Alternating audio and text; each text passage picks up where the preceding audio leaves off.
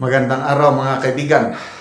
Good news po. Itong pag-usapan natin ngayon, isang desisyon o isang galawan ng presidente na to me, after 3 years, ito na yung isa sa pinakamagandang ginawa niya o gagawin niya.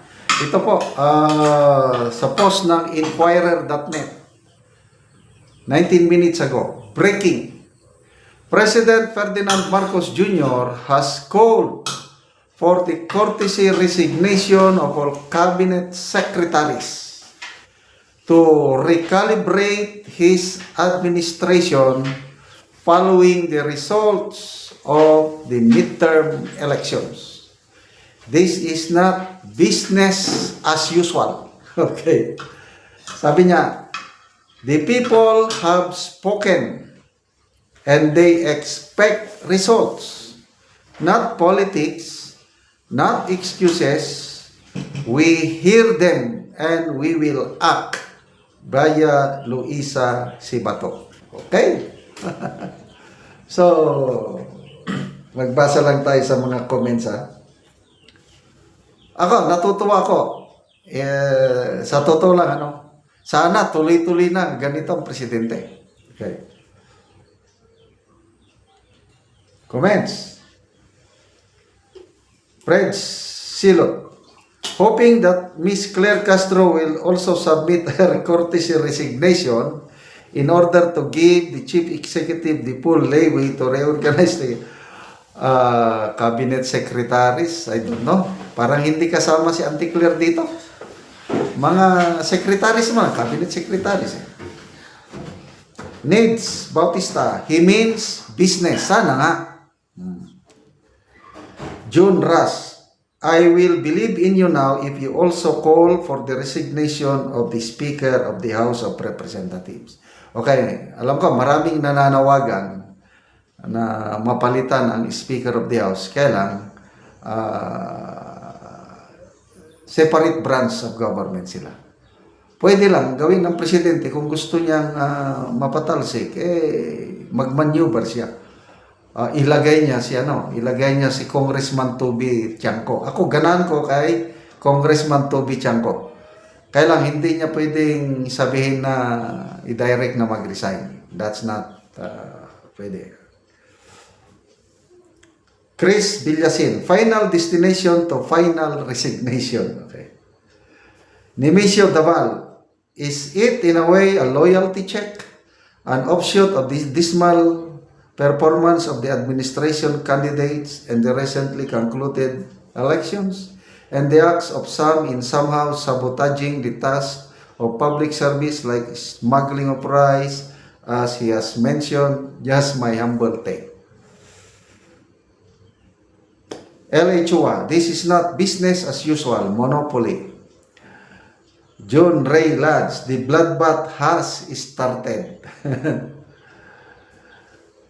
Mistizang Hilaw, first you, Mr. President, then followed by Claire Castro, then the rest. Are other appointees included?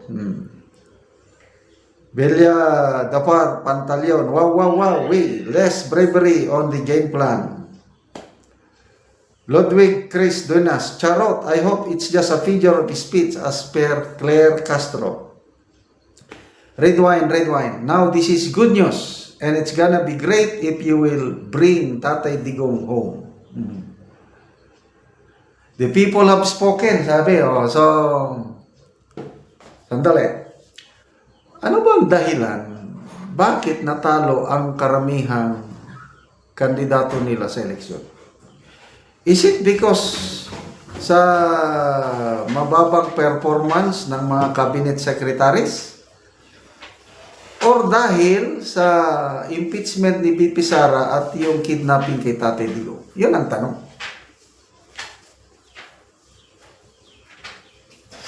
Nagsalita na si Congressman Toby Tiangco, which I believe him, na nung wala pang impeachment, nung wala pa yung kidnapping ni PRRD,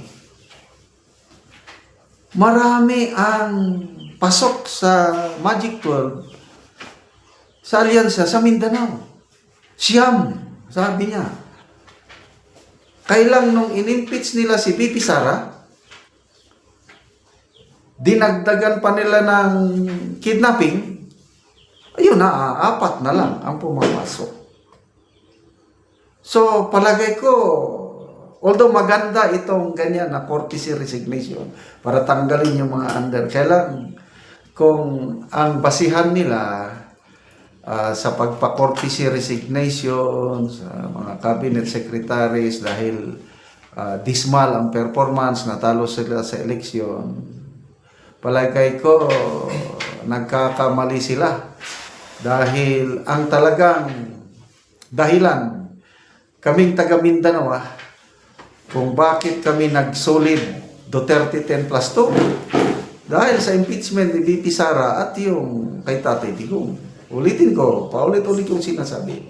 Nung hindi pa na-impeach si VP Sara, wala pa ICC kidnapping. Nakaplano na ako, pick up lang yan. At 4 atang na pick up ko sa Alyansa. Lacson, Soto, Pia Cayetano, mayroon pang isa Basta 4 ang napili ko. Tapos namili rin ako sa PDP, nabili rin ako sa outside. Like Hunasan, mga ano. Ganun ako noon, pick up.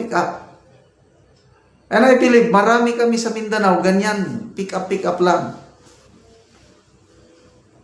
Dahil sa political decision nila, yun na nga, yung sinasabi ni Congressman Toby Chanco, na galvanize, nag-solidify ang Mindanao and some parts of Visayas. Nagalit. Kaya yun, buhos ang galit ng tambayan sa pamamagitan ng balota.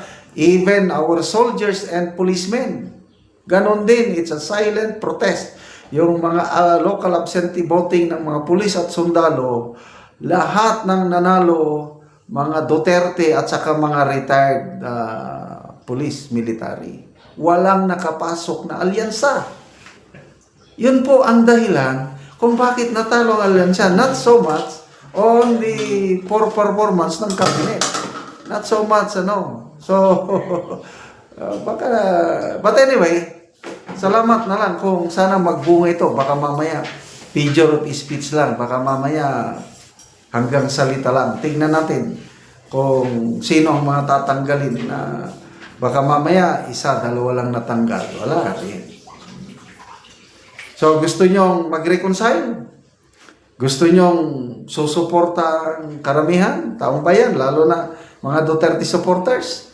Pabalikin nyo si Tatay Digong. Ganun lang yun. Reconciliation, pwede yan. Why not? For the good of the country. Okay, salamat mga kaibigan sa inyong pagsubaybay sa ating channel. Nakakatulong kayo ng malaki sa tribong Talandig ng Bukidnon dahil ang sweldo po natin is pantulong sa tribo.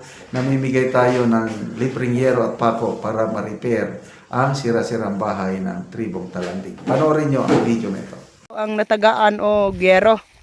Salamat sa gihatag sa kuha nga yero kay aron kindan sulit na ko maglisod sa pagpamasan og kawayan. So mao na ni ang iyang balay nga katumbahon na gyud. Nga kawayan lang in town nga atop. O mao na ni ang atop ni Lolo Makita man gid nato nga mga gabok na gyud ang iyang atop nga kawayan.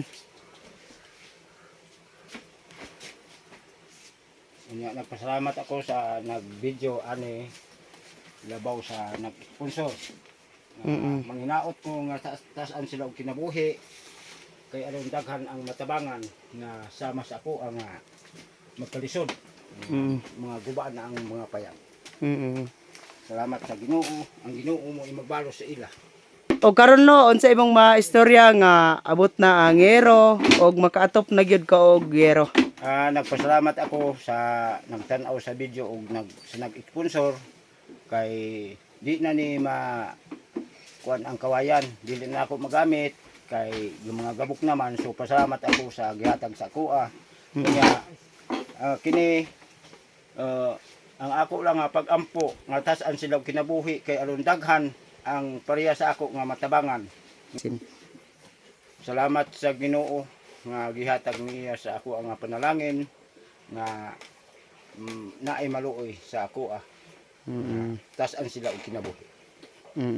Kay aron daghan ang matabangan nga sama sa ako. Oo, sige lo, salamat. Salamat. Oo. So, mao na gid na ang itsura sa gawas kabayan sa balay ni Lolo.